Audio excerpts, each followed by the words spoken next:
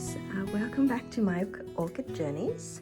So I just wanted to film a very quick update because there's a couple of orchids doing some interesting things I've discovered, and just talk just a little bit quickly about cutting flower spikes and when it might be a good idea to, I guess, sacrifice the blooms from this year in order to have a much better display next year.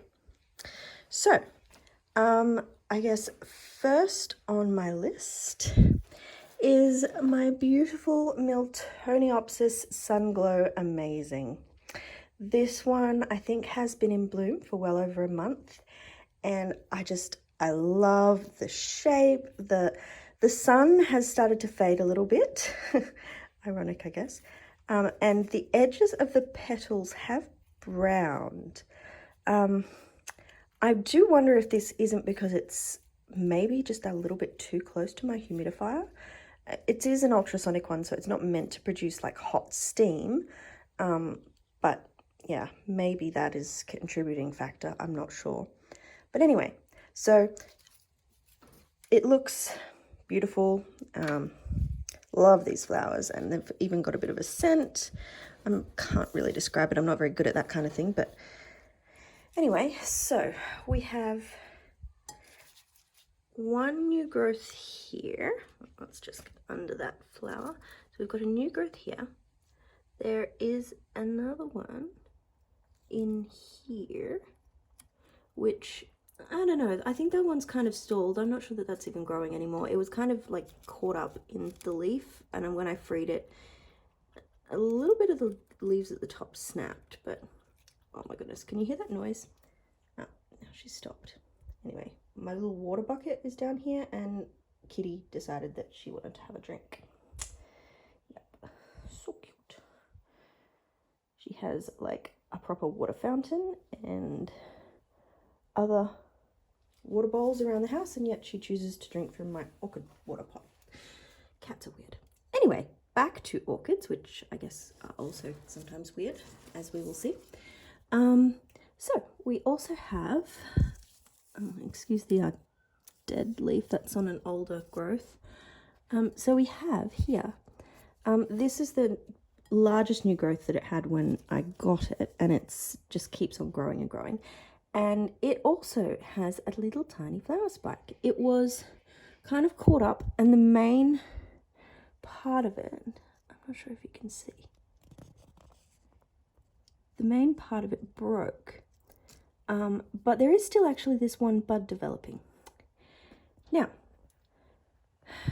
the plant itself, in terms of pseudobulbs, they still look okay. They're probably a little less plump, but the problem with this one is the other day when I was watering, I actually found a bush snail just nestling in here, just sitting on one of the pseudobulbs, chilling. So, knowing that there's bush snails in here, I don't really want to leave it any longer. When I've got new growths that are going to be shooting out nice new roots, I don't want them getting munched. So, in this case, sad as it may be, I'm going to sacrifice the flower spike in order to get a healthy Miltoniopsis. From what I have heard and read, you pretty much don't want to repot a Miltoniopsis while it has a flower spike and leave the flower spike intact.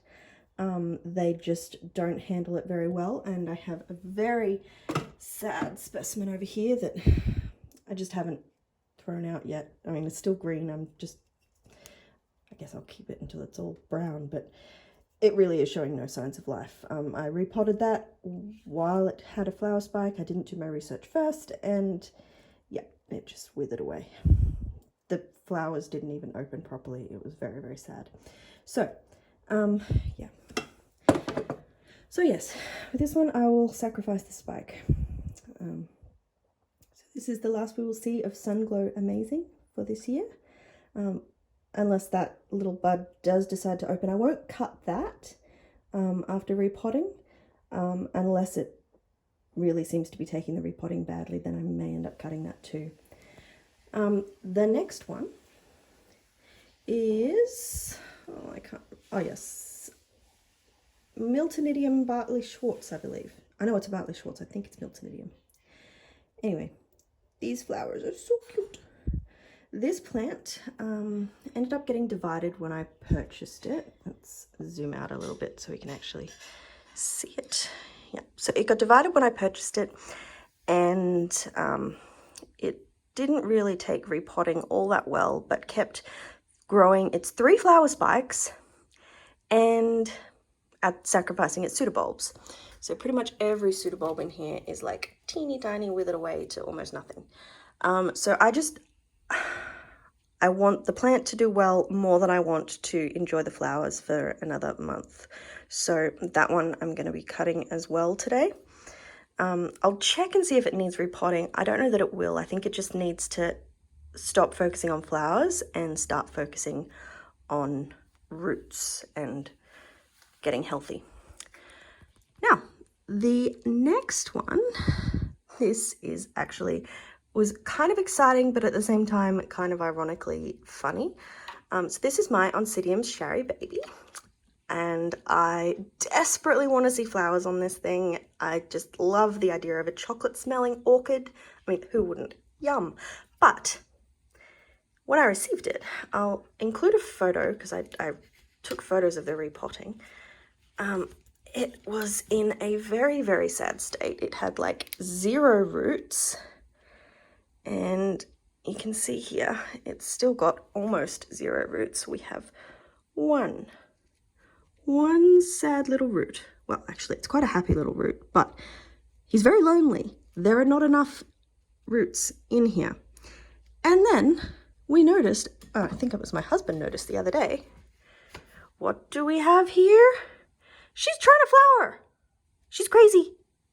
Like this, both pseudobulbs are super withered. There are not enough roots to even really support the plant, and she's trying to flower, which is just so cute. But I don't know that I really want to let her do it. I'm still on the fence of whether I'd just cut this one or leave it and just see. But yeah, quite likely that one will be sacrificed as well. Yeah, while we're talking about things putting out flower spikes unexpectedly, I will also show you. This one is my Miltoniopsis Breathless Brilliant. I purchased this at a recent orchid show. I think it was the one at St. Ives. But if you can see here, we have 2 flower spikes developing, so that one's exciting. This one actually seems like a perfectly healthy specimen. Nice plump pseudobulbs, and I haven't repotted it yet, but it doesn't really seem to need it. Like, there's nothing suggesting that it's not healthy, so I may just leave it and let the flower spikes go and enjoy the show. But anyway, once again, I'll keep a watch. I'd rather sacrifice a flower spike this year in order to have a healthy plant that is going to flower for many years to come, rather than end up withering away like the sad little other one. So anyway, I hope you enjoyed that little update. I hope you found it useful.